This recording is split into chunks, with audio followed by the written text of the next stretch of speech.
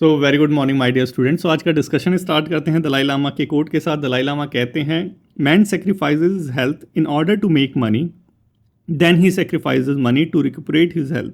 So my dear student, ये जो coat है इसके अंदर लाइफ की सच्चाई को बताया गया है कि इंसान क्या करता है पैसे कमाने के लिए या करियर में एडवांसमेंट करने के लिए जो है लंबे लंबे घंटों तक काम करता है, लॉन्ग वर्किंग आवर्स होते हैं, स्ट्रेस लेता है, एंजाइटी लेता है, अपनी मील को स्किप कर देता है, अपने सोने को स्किप कर देता है, उसके साथ कॉम्प्रोमाइज़ कर लेता है, फिजिकल हेल्थ के साथ कॉम्प्रोमाइज़ कर लेता है।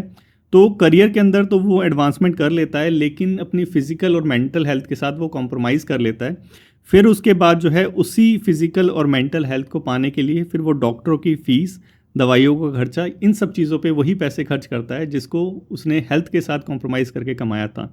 तो यहाँ पे दलाई लामा जी जो हैं एक चीज़ को बोलना चाहते हैं, हमें बैलेंस को फाइंड आउट करना चाहिए, एक बैलेंस जिसमें लाइफ पे भी ध्यान दिया जाए और अपने करियर पे भी ध्यान दिया जाए। तो आई होप इस कोट का मतलब जो है अच्छे से समझ आ गया होगा कि we need to seek balance in our life between the work and life. तो जो वर्क एंड लाइफ बैलेंस है उसी के ऊपर ये जो कोट है।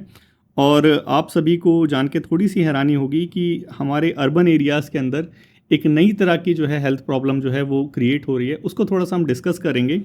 आज का एडिटोरियल बहुत इंपॉर्टेंट है, अर्बनाइजेशन हो गया और फिर उसके ऊपर हेल्थ हो गया, तो दोनों का जो कंबाइन जो टॉपिक है वो आज हम डिस्कस करेंगे। इसके अंदर बेसिकली एक रिपोर्ट आई है नेचर के अंदर जो पब्लिश हुई है, उसको देखेंगे कि जो हमारे यूथ हैं, हमारी जो अर्बन पॉपुलेशन है वो किस डायरेक्शन में जा रही है हेल्थ वाइज।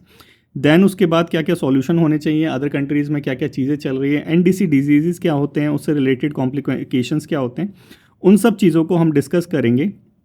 तो एक नई डायमेंशन देखा जाए तो अपने नॉलेज पूल के अंदर हम ऐड करेंगे। तो अपना डिस्कशन स्टार्ट करते हैं।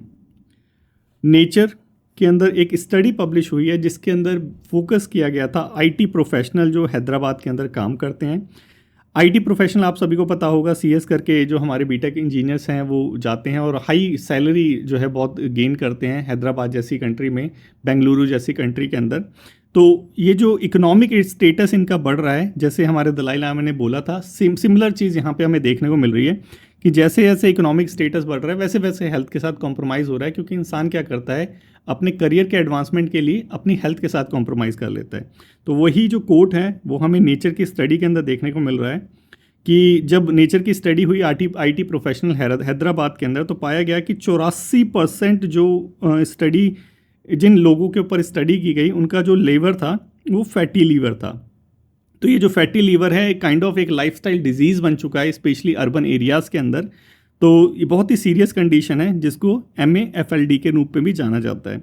71% जो जिन लोगों के ऊपर स्टडी की गई वो मोटापे से ग्रसित थे। और ये जो ओबेसिटी की प्रॉब्लम है, आपको पता होना चाहिए कि पुअर मेटाबॉलिक हेल्थ का एक इंडिकेशन है। रीज़न क्या है, क्यों ये सारी चीज़ें हो रही हैं, क्यों ये नेचर की स्टडी में पाया गया कि हमारे जो यूथ हैं, स्पेशली आईटी प्रोफेशनल जो हैं वो अनफिट हैं अपनी लाइफ के अंदर, क्योंकि वो क्रॉनिक स्ट्रेस लेते हैं। किस लिए? करियर में एडवांसमेंट करने के लिए। हाई सॉल्ट इंटेक होता है, क्यों? क्योंकि आईटी ऑफिस के अंदर फ्री स्नैक दिया जाता है, जो कि देखा जाए तो मिनरल्स के अंदर तो बहुत पुअर होते हैं, प्रोटीन के अंदर तो बहुत पुअर होते हैं, लेकिन उनके अंदर ये हाई सॉल्ट इंटेक होता है। फिजिकल एक्टिविटी ना के बराबर होती है, जो स्लिप पैटर्न होता है वो कहीं ना कहीं कॉम्प्रोमाइज़ हो जाती है बिकॉज ऑफ इनडिस्टर्बेंस या कह लिए imbalance in work and life. तो ये सारी चीज़ें हैं जिसकी वजह से हमें नई तरह की प्रॉब्लम देखने को मिल रही है, स्पेशली अर्बन एरियाज़ के अंदर, क्योंकि ये सारा जो अर्बन एरियाज़ हैं वो कह लीजिए हमारा इकोनॉमिक इंजन ऑफ ग्रोथ हम अर्बन एरियाज़ को कहते हैं, इसलिए ये सारी प्रॉब्लम वहाँ पे देखने को मिल रही है। और एक चीज़ देखें, नेक्स्ट यहाँ पे बताया गया है कि जो हमारे अर्बन एरियाज़ हैं वो नई तरह की जो है हेल्थ प्रॉब्लम फेस कर रहे हैं, और स्पेशली इंडिया जो है एक double burden of malnutrition को फेस कर रहा है। ये क्या चीज़ है double burden of malnutrition? देखो, double burden of malnutrition में क्या है कि हमारे यहाँ पे इंडिया के अंदर ही कुछ ऐसे रीजन्स हैं जहाँ पे पर्याप्त मात्रा में जो है खाना नहीं मिल पाता लोगों को, तो वो अंडर न्यूट्रिशन है। लेकिन अर्बन एरियाज़ के अंदर स्पेशली जो हाई पेइंग जॉब्स होती हैं आईटी जैसी, जैसे हैदराबाद की स्टडी हुई नेचर के अंदर, उसके अंदर पाया गया कि वहाँ के जो लोग हैं वो ओवर न्यूट्रिशन है, ओबेसिटी के शिकार हैं। तो ये जो डबल जो हमारी प्रॉब्लम है, डबल बर्डन जो इंडिया फेस कर रहा है माल न्यूट्रिशन का, वो इंडिया के लिए सही नहीं है, इंडिया की यूथ के लिए सही नहीं है, क्योंकि healthy population is very important for a healthy country, जो हमने डिस्कस भी करा था पहले। अब 2021 की बात करें तो इंडिया जो है ग्लोबली सेकंड रैंक पे आता है, किसके मामले में? ओवरवेट के मामले में या ओबीसी के मामले में। तो ये अपने आप में ही जो है एक चिंता का विषय है। और मोस्ट ऑफ जो ये हेल्थ इश्यूज़ हैं वो रिलेटेड है किससे? नॉन कम्युनिकेबल डिसीजेज है। देखो ये जो नॉन कम्युनिकेबल डिसीजेज होते हैं ये होते क्या हैं? जो है एयर के या कांटेक्ट के थ्रू जो है फैलते नहीं। जैसे हार्ट डिजीज़ हो गया, जैसे फैटी लीवर की प्रॉब्लम होगी। लेट्स से अगर मेरे को फैटी लीवर की प्रॉब्लम है तो अगर मैं किसी से मिलूंगा तो उसको जो है फैटी लीवर की प्रॉब्लम नहीं होगी। वो किससे होती है? वो नॉन कम्युनिकेबल डिजीज़ में आता है बेसिकली। किससे होती है इसको तो जानना नहीं है। तो इन सब बीमारियों का, स्पेशली जो नॉन कम्युनिकेबल डिजीज़ हैं, इन सब बीमारियों का जो ओरिजिन है वो क्या? Unhealthy diet. क्या है? Unhealthy diet. ठीक है, अनहेल्दी डाइट की वजह से क्या होता है, या कह लीजिए जैसे हमने दलाई लामा जी का कोट डिस्कस किया था, उसकी वजह से क्या होता है? ओबेसिटी, ओवरवेट की प्रॉब्लम। ओवरवेट और ओबेसिटी की प्रॉब्लम की वजह से क्या होता है? नॉन कम्युनिकेबल डिसीज, जैसे हाई ब्लड प्रेशर का रहना, फैटी लीवर हो जाना, या फिर कार्डियक से रिलेटेड कुछ अरेस्ट आ जाना। तो ये सारी चीज़ें जो होती हैं नॉन कम्युनिकेबल डिजीज में आती है, जिसका कहीं ना कहीं ओरिजिन क्या है? अनहेल्दी लाइफ से, अनहेल्दी लाइफस्टाइल से। WHO भी कहता है इस चीज़ को कि 2019 के अंदर ग्लोबली देखा जाए तो 74% जो डेथ हुई ग्लोबली, वो उसका रीज़न था क्या? NCD, नॉन कम्युनिकेबल डिजीज़ उसका रीज़न था। तो आप खुद देख सकते हैं कि ये जो नॉन कम्युनिकेबल डिजीज़ है वो कितना ज़्यादा जो है ख़तरनाक है हमारी कंट्री के लिए, हमारे वर्ल्ड के लिए। अब ये जो नॉन कम्युनिकेबल डिजीज़ है ये बहुत तेज़ी से बढ़ रहा है किसके अंदर? जो इकोनॉमिकली एक्टिव पीपल है, क्योंकि पैसा आएगा फिर उसके बाद उल्टी सीधी हरकत होगी कि जो है रोटी और दाल कम खाएंगे और उसके बाद जो है मैकडोनल्ड का बर्गर ज़्यादा खाएंगे। यही रीज़न है नॉन कम्युनिकेबल डिजीज़ का, यही रीज़न है ओबेसिटी का। स्विगी पे ऑर्डर करके खाएंगे। तो ये हो कैसे रहा है? हो रहा है इकोनॉमिकली, जैसे जैसे लोगों का स्टेटस बढ़ रहा है वैसे वैसे लोगों की जो ईटिंग हैबिट है वो कहीं ना कहीं डिटेरियोरेट हो रही है, बिगड़ रही है। और उस ईटिंग हैबिट के डिटेरियोरेट होने की वजह से और फिजिकल हेल्थ पे ध्यान ना देने की वजह से NCD, नॉन कम्युनिकेबल डिजीज़ हो रहे हैं, और उसकी वजह से हमारे जो यूथ हैं वो डाई हो रहे हैं। तो कहीं ना कहीं इसका इनडायरेक्ट जो कह लीजिए कनेक्शन है वो हमारा अनहेल्दी डाइट से है और हमारे इकोनॉमिकली स्टेटस से है। अगर ये सारा होता रहा तो इंडिया जो है, हमारा जो एम है 2030 के अंदर जो है हेल्थी इंडिया बनाने का, या कह लीजिए कि गुड हेल्थ का जो हमारा टारगेट है SDG का, उसको हम अचीव नहीं कर पाएंगे। ये एक कॉज ऑफ कंसर्न है। तो आई होप आपको ये तो समझ आ गया होगा कि इंडिया जो है जैसे जैसे इकोनॉमिकली प्रॉस्पर हो रहा है वैसे वैसे इंडिया के अंदर एक नई तरह की प्रॉब्लम जो है health wise, specially urban areas के अंदर, because urban area is the engine of economic growth. So इसीलिए ये प्रॉब्लम अर्बन एरियाज़ के अंदर ज़्यादा कॉन्सेंट्रेटेड है। यही हमने स्टार्टिंग से देखा, हैदराबाद की IT स्टडी। अब अगर यहाँ पे और रिपोर्ट की बात करें तो तमिलनाडु के अंदर और नेशनल जो रिकॉर्ड्स हैं उनको थोड़ा सा देख लेते हैं।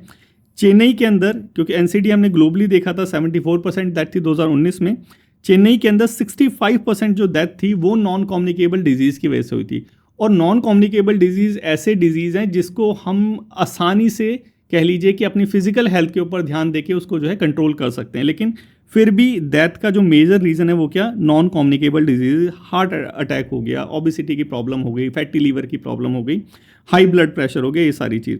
स्टेप सर्वे के अंदर क्या पाया गया? स्टेप सर्वे के अंदर पाया गया कि सिर्फ 16% जो लोग हैं तमिलनाडु के अंदर, उनका जो हाई ब्लड प्रेशर है वो अंडर कंट्रोल है। सिर्फ 9.3% जो लोग हैं उनका ब्लड प्रेशर अंडर कंट्रोल है, और सिर्फ 9.8% ऐसे लोग हैं जो शुगर लेवल को मैनेज कर पा रहे हैं। तो आप खुद देख सकते हैं कि कितने कम परसेंटेज जो लोग हैं वो अपनी हेल्थ के ऊपर ध्यान दे पा रहे हैं, और जो उनकी नॉन कम्युनिकेबल डिजीज़ हैं उसको जो है वो कंट्रोल कर पा रहे हैं। शुगर भी नॉन कम्युनिकेबल डिजीज़ के अंदर आता है।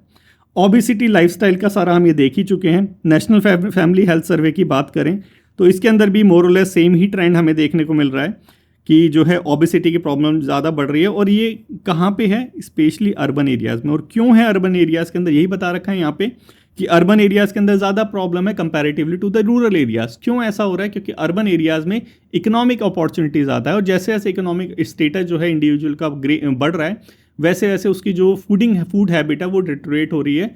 वो हाई सॉल्ट कंटेंट वाले, हाई फैटी जो कंटेंट वाले जो फूड है उसको ज़्यादा खा रहा है। वही सिंपल चीज़ कि रोटी दाल नहीं खा रहा है और बर्गर खा रहा है।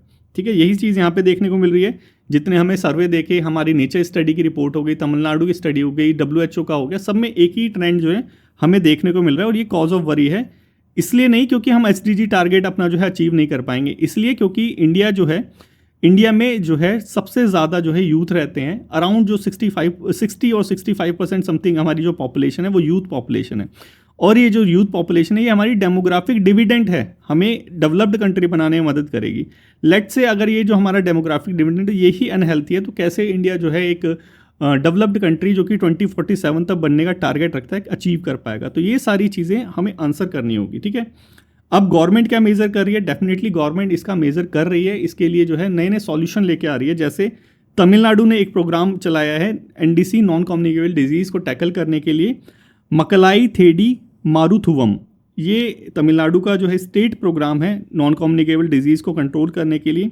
एक और प्रोग्राम चलाया है eat right challenge. Eat right challenge definitely NDC जैसी बीमारियों को जो है ट्रीट करेगा।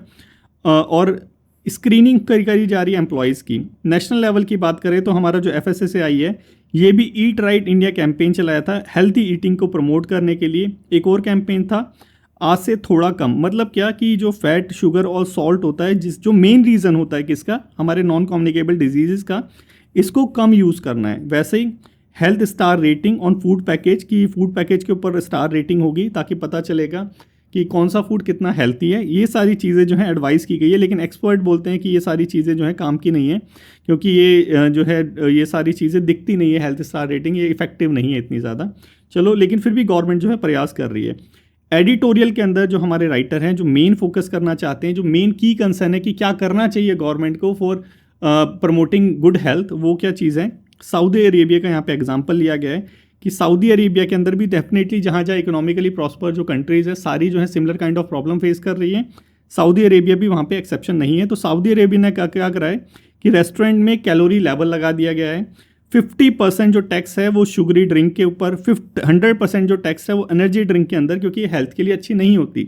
जैसे गुड विंग वाली एक आती है एनर्जी ड्रिंक, वो भी हेल्थ के लिए अच्छी नहीं होती, और जिसमें सोडियम को लिमिट कर दिया गया है, और ट्रांस फैट वाले जो फूड हैं उनको बैन कर दिया गया है। तो देखो सऊदी अरेबिया वाली जो कंट्री है कैसे जो है स्ट्रिक्ट मेजर ले रही है फॉर प्रमोटिंग गुड हेल्थ। तो इंडिया को भी कहीं ना कहीं इसी की लाइन में अपने आप को जो है लाना चाहिए। यही एडिटोरियल के राइटर का मेन फोकस है। मेन फोकस यही है कि जितने भी अनहेल्दी फूड हैं उनके ऊपर हमें टैक्स लगाना चाहिए। जैसे कि आपको पता है सिन जो आइटम्स होते हैं, सिन जो जैसे शराब हो गया, जैसे सिगरेट हो गया, ये सारे कौन से सिन आइटम्स में आते हैं, सिन प्रोडक्ट्स में आते हैं। तो गवर्नमेंट जो है इस पर हाई टैक्स लगाती है। तो सिमिलरली, क्योंकि हमारी हेल्थ के लिए अच्छे नहीं होते, तो सिमिलरली ये जो अनहेल्दी फूड है जिनकी वजह से नॉन कम्युनिकेबल डिजीज़ हो रहा है, इनके ऊपर भी गवर्नमेंट को हाई टैक्स लगाने चाहिए। ये यहाँ पे मेन सजेशन और मेन फोकस बता रखा है। बाकी सारी चीज़ वही है जो हमने ऑलरेडी डिस्कस कर ली है कि जो रूटीन चेंज हो रहा है, वैसे ही लेट नाइट फूड हम ऑर्डर करते हैं स्विगी के ऊपर, ये पिज़्ज़ा हो गया, ये सारी चीज़ें खाते हैं। इसकी वजह से हमारा जो हेल्थ है वो डिटेरियोरेट हो रहा है। सबसे पहले मोटापा आता है, मोटापे के बाद फिर नॉन कम्युनिकेबल डिजीज़ आते हैं। तो ये सारी प्रॉब्लम से अगर बचना है तो टैक्स लगाना पड़ेगा, और टैक्स लगाएंगे गवर्नमेंट की इनकम होगी, और वो सारी चीज़ें, ये सारी चीज़ बता रखें। तो आई होप ये जो टॉपिक है आपको अच्छे समझ आ गया होगा कि कैसे जो है economic prosperity, urban lifestyle, urban जो इकोनॉमिक प्रॉस्पेरिटी है कैसे रिलेटेड है हमारी हेल्थ से। तो अगर समझ आ गया है तो पेपर 2 के लिए टॉपिक है, इसको लिखने का ट्राई करो। लिखने के बाद डिस्कशन ग्रुप में 2 लिंक दे रखे हैं, दोनों को ज्वाइन करो। एक हमारा जो है टेलीग्राम लिंक है जहाँ पे ये PDF मिल जाएगी, दूसरा हमारा डिस्कशन ग्रुप है जहाँ पे आपको अपने ऐसे राइटिंग लिख के इवैल्यूएशन के लिए भेजना है। चलो अब नेक्स्ट चलते हैं। नेक्स्ट है हमारा AMCA प्रोजेक्ट। सबसे पहले तो ये समझेंगे कि क्यों हम इस चीज़ को डिस्कस कर रहे हैं, फिर हम डिस्कस करेंगे कि ये AMCA प्रोजेक्ट है क्या चीज़, ठीक है। तो रीज़न क्या है क्यों ये चीज़ न्यूज़ में है, क्योंकि हमारे डिफेंस मिनिस्टर राजनाथ सिंह जी ने क्या करा है, अभी जो है अप्रूव्ड कर दिया है इस मॉडल को, advance medium combat aircraft project को, इसको अप्रूव कर दिया है। और अप्रूव करने का रीज़न ये भी है कि जो चाइना है वो कुछ एडवांस एयरक्राफ्ट जो है पाकिस्तान को जो है सेंड कर रहा है। जब उसको सेंड कर रहा है तो डेफिनेटली इंडिया को तो ग्रो करना ही पड़ेगा, क्योंकि पाकिस्तान जो है हमारी वैसे ही उसके साथ नहीं बनती, ठीक है। तो यहाँ पे यही सारी चीज़ बता रखी है। इसके अंदर बेसिकली प्राइवेट कंपनी भी रहेगी, हॉल है इसके अंदर, 5th जनरेशन ये फाइटर एयरक्राफ्ट है, ये सारी चीज़ें हैं। तो ये सारी चीज़ें अभी हम डिस्कस करते हैं, ठीक है। सबसे पहले देखते हैं कि ये क्या चीज़ है, एडवांस मीडियम कॉम्बैट एयरक्राफ्ट क्या चीज़ है। ये जो है इंडिया का 5th जनरेशन, ये थोड़ा सा याद रखना, ये 5th जनरेशन है, मल्टी रोल फाइटर जेट है जो हमारा AMCA है, एडवांस मीडियम कॉम्बैट एयरक्राफ्ट है, 5th जनरेशन फाइटर जेट है, मल्टी रोल वाला। पहले जितने भी हमारे पास एयरक्राफ्ट है उससे बिगर है। कौन कौन से ऑर्गेनाइजेशन इसके अंदर इन्वॉल्व है, तो दोनों ऑर्गेनाइजेशन है एयरोनॉटिकल डेवलपमेंट एजेंसी और हमारा हॉल हिंदुस्तान एयरोनॉटिकल लिमिटेड, ठीक है। ये थोड़ा सा याद रखना। इसको 2 फेज के अंदर जो है चलाने की बात की गई है, एक MK1 और एक MK2, ठीक है। अब ये जो MK1 है, MK1 के अंदर वेरिएंट जो लगेगा वो US का बिल्ट लगेगा एक इंजन GE414, और जो MK2 है इसके अंदर हमारा इंडिजीनियस DRDO द्वारा बनाया गया एक इंजन लगेगा, ठीक है। Gas turbine research establishment in collaboration with foreign defence वो बना रही है, ठीक है। फ्यूल वगैरह ये सारी चीज़ बता रखी है। ये इसके स्टिल्थ वाला ये जो है हमारा एयरक्राफ्ट है जो एनिमी रेडार से अपने आप को बचा लेगा। तो यही सारी चीज़ इन्फॉर्मेशन है थोड़ी थोड़ी, आई होप कि समझ आ गई होगी क्या प्रोजेक्ट है। 5th जनरेशन वाला प्रोजेक्ट है फाइटर जेट का, मतलब जो जेट है हमारे उसको एडवांसमेंट कर रहे हैं हम, ये सारी चीज़ यहाँ पे बताई गई है। तो ये क्वेश्चन है, इसको ट्राई करना क्वेश्चन नंबर 1 को अटैम्प्ट करने का। नेक्स्ट चलते हैं, नेक्स्ट है हमारा वाइल्ड लाइफ एम्बेसडर। देखो अभी रिसेंटली क्या हुआ है, अनिल कुंबले आपको पता है फॉर्मर क्रिकेटर है। सो अनिल कुंबले को जो है forest biology and environment ministry के जो मंत्री है कर्नाटका में, उन्होंने इनको जो है वाइल्ड लाइफ एम्बेसडर बना दिया गया है, ठीक है। तो ये थोड़ी सी इंपॉर्टेंट न्यूज़ थी क्योंकि छोटी छोटी न्यूज़ें भी पूछ ली जाती हैं। तो यही क्वेश्चन नंबर 2 है। थोड़ा सा छोटा क्वेश्चन है लेकिन कभी पूछ लेते हैं अचानक से तो याद नहीं आता, इसलिए इसको थोड़ा सा रिवाइज करना भी ज़रूरी हो जाता है। नेक्स्ट है हमारा माउंट कंचनजंगा, ठीक है। कंचनजंगा के लिए क्या न्यूज़ आई है, पहले न्यूज़ को देखते हैं कि क्यों ये जो माउंटेन है न्यूज़ में आया है। देखो अभी हमने शायद ये देखा भी था कि निमास की जो 5 मेंबर वाली जो टीम थी वो कंचनजंगा की पीक पे जो है वो चढ़ गई थी, ठीक है। अब कंचनजंगा जो है थर्ड हाईएस्ट कह लीजिए पीक है वर्ल्ड के अंदर। तो जब ये निमास की टीम वहाँ पे पीक कर रही थी तो वहाँ की जो इंडिजीनियस कम्युनिटी थी उनका कुछ जो है रिलीजियस कुछ रहता होगा, उसकी वजह से उनके जो सेंटिमेंट्स थे वो कहीं ना कहीं हर्ट हो गए थे।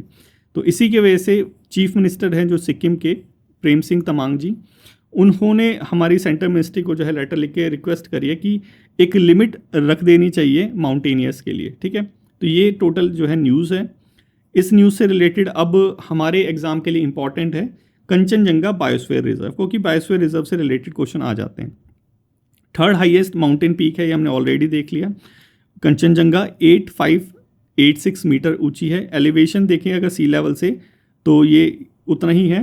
कंचनजंगा एक नेशनल पार्क है। नेशनल पार्क ये थोड़ा सा इंपॉर्टेंट है। कंचनजंगा नेशनल पार्क जो है इंडिया का फर्स्ट मिक्स्ड हेरिटेज साइट है, ठीक है, जो यूनेस्को के अंदर आता है, ठीक है। ये थोड़ा सा याद रखना। इसके अंदर जो मेजर फौना है वो रेड पांडा, ये थोड़ा सा याद रखना। कंचनजंगा में रेड पांडा पाए जाते हैं, slow leopard, musk deer, great Tibetan सीप और अर्गाली, ठीक है। ये सारी चीज़ वहाँ पे पाई जाती है। तो ये छोटी सी न्यूज़ थी, थोड़ा सा हमने देखा क्योंकि जब न्यूज़पेपर में कुछ चीज़ आती है तो उसके बारे में थोड़ा बहुत हमें जान लेना चाहिए, या तो रिवाइज हो जाता है नहीं तो हमारा जो है एक नई मेमोरी ऐड हो जाती है। ये क्वेश्चन नंबर 2 है, इसको ट्राई करना अटैम्प्ट करने का। क्वेश्चन नंबर 3 है, मे बी ये 3 है क्वेश्चन नंबर, इसको अटैम्प्ट करना कमेंट बॉक्स में। नेक्स्ट है हमारा, ये देखते हैं RODTEP, ये क्या चीज़ है और क्यों ये हम डिस्कस कर रहे हैं। देखो ये जो हमारा remission of duties and tax on export production है RODTE, इसको गवर्नमेंट जो है दोबारा से रिस्टोर कर रही है, स्पेशली किनके लिए, जो एडवांस्ड अथॉराइजेशन होल्डर्स हैं उनके लिए, एक्सपोर्ट ओरिएंटेड जो यूनिट्स हैं उनके लिए, और स्पेशल इकोनॉमिक जोन जो है उनके लिए। तो पर्पस क्या है इसका, सबसे पहले तो पर्पस देख लेते हैं। जो हमारा ये जो remission of duties tax and export production है, इसका पर्पस है हमारी कॉम्पिटिटिवनेस को बढ़ाना, ठीक है। अब ये तो था न्यूज़ के अंदर। अब इससे रिलेटेड जो है हम इससे स्टैटिक पोर्शन इसका थोड़ा सा देख लेते हैं। ये जो हमारा remission of duty and tax on export production है, इसको 1 जुलाई 2021 को जो है लाया गया था। इसने रिप्लेस करा था MEIS को। MEIS बेसिकली अगर देखा जाए तो मर्चेंडाइज एक्सपोर्ट फ्रॉम इंडिया इसकी फुल फॉर्म है। अब इन दोनों के बीच में डिफरेंस क्या है, क्यों ये सारी चीज़ करिए, इसको थोड़ा सा जानना इंपॉर्टेंट है। ये मिनिस्ट्री के द्वारा ही प्रोवाइड कराई गई इन्फॉर्मेशन। देखो ये जो हमारा MEIS है, जो हमारा मर्चेंडाइज एक्सपोर्ट फ्रॉम इंडिया है, इसके अंदर इंसेंटिव्स प्रोवाइड कराए जाते थे जो हम एक्सपोर्ट करते थे, क्योंकि हमारे यहाँ पे आपको पता होगा कि कॉन्स्ट्रेंट है, इंफ्रास्ट्रक्चर कॉन्स्ट्रेंट है, जिसकी वजह से क्या होता है कि हमारे जो प्रोडक्ट्स हैं वो काफ़ी कॉस्टली हो जाते हैं इंटरनेशनल मार्केट में। तो उनकी कॉम्पिटिटिवनेस बढ़ाने के लिए जो ड्यूटीज़ और टैक्सेस लगते हैं वो हम RODTE के अंदर रिवर्स कर देते हैं। लेकिन जो हमारा इससे पहले MEIS था, इसके अंदर हम एक्सपोर्ट पे इंसेंटिव्स प्रोवाइड कराते थे, ना कि किसी ड्यूटी को जो है एग्जाम्प्ट करते थे, ठीक है। तो ये चीज़ थी पहली, लेकिन इसको जो मॉडिफाई करके यहाँ पे कर दिया गया है, इसमें हम रिफंड करते हैं ड्यूटीज़ और टैक्सेस को, ठीक है, जो कहीं भी किसी भी अदर स्कीम में रिम्बर्स नहीं हो रहा उनको। अब ये जो पहले MEIS था, क्यों इसको जो हटा दिया गया, क्योंकि ये WTO के जो नॉर्म्स थे उससे कंप्लाइन नहीं करता था। लेकिन हमारा जो करंट है RODTEP, जिसको अभी दोबारा से जो है लागू किया गया है, ये WTO के नॉर्म से कंप्लाइट करता है, ठीक है। इसके अंदर जो फ्री ऑन बोर्ड था 2 to 5% था, यहाँ पे थोड़ा सा परसेंटेज अभी नोटिफाइड नहीं किया गया है। बाकी सारी चीज़ें मोर और लेस सेम जैसी ही है, ठीक है। तो मेन जो चीज़ थी वो थी ये 2 पॉइंट कि इसके अंदर है क्या चीज़, वो हमने समझ ली कि जो हमारा RODTEP है उसमें रिफंड किया जाता है ड्यूटीज़ एंड टैक्सेस को, ना कि कोई इंसेंटिव्स प्रोवाइड किया जाता है। अगर समझ आ गया हो तो ये क्वेश्चन नंबर 4 है। इसको भी कमेंट बॉक्स में कमेंट करने की कोशिश करना, थोड़ी सी अकाउंटेबिलिटी सेट करो, थोड़ा सा रेगुलर रहो डेली डिस्पैच के साथ, क्योंकि ये बेनिफिट तो अल्टीमेटली आपको देगा ही देगा, जिसका जो है आपको प्रमाण आपके एग्ज़ाम वाले दिन दिखाई देगा। तो यही था आज के डिस्कशन के अंदर। आई होप आपको अच्छे से समझ आ गया होगा। Thank you so much for today's discussion. Take care.